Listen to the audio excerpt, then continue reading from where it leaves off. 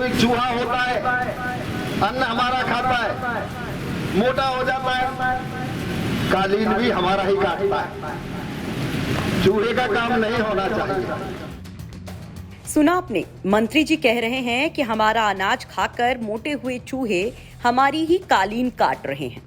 बरेली में एक जनसभा के दौरान कैबिनेट मंत्री और बरेली मंडल के प्रभारी लक्ष्मी नारायण चौधरी ने मंच से जब ये बयान दिया तो कई सवाल उठने लगे। सवाल उठा कि आखिर ये कौन से चूहे हैं? क्या मंत्री जी अपने घर की बात कर रहे हैं? क्या उनके घर में कमबख्त चूहे हैं जो उनका राशन चट कर रहे हैं, या उनका इशारा कहीं और था?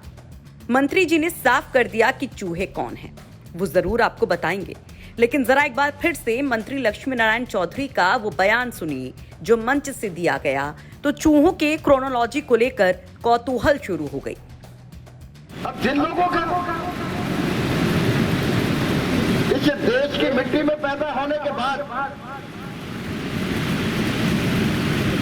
समस्त सुविधाएं बराबर की लेने के बाद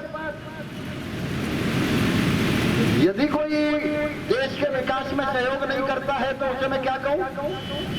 उसको केवल ये कहा जा सकता है कि घर में कोई चूहा होता है, अन्न हमारा खाता है, मोटा हो जाता है, कालीन भी हमारा ही काटता है।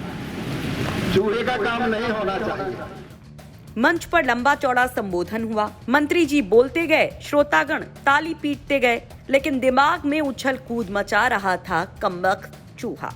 तो जैसे ही सभा समाप्त हुई, फटाक से हमारे सहयोगी ने मंत्री जी से इन मोटे मोटे चूहों के मर्म को समझने के लिए सवाल पूछ लिया। जवाब क्या आया, सुनिए।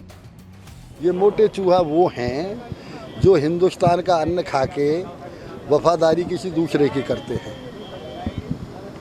वो कोई भी हो सकता है, वो कोई भी हो सकता है, वो पत्थरबाज भी हो सकते हैं, ईंटबाज भी हो सकते हैं, गोलीबाज भी हो सकते हैं, कोई भी हो सकता है। मंत्री जी कहते हैं कि ये मोटे चूहे वो हैं जो हिंदुस्तान का अन्न खा करके वफादारी किसी और से ही करते हैं। वो कोई भी हो सकते हैं, दंगाई, पत्थरबाज, गोलीबाज, वो कोई भी हो सकता है, वो सब मोटे चूहे हैं। अब समझे आप कि मंत्री जी का इशारा कहाँ था?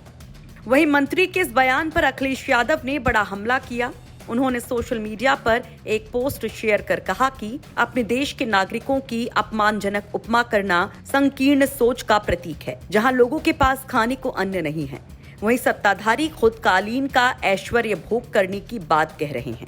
ये विभेद जनतांत्रिक भ्रष्टाचार है। इतिहास गवाह है कि जनता अहंकारी सत्ता के नीचे से कालीन खींच लेती है।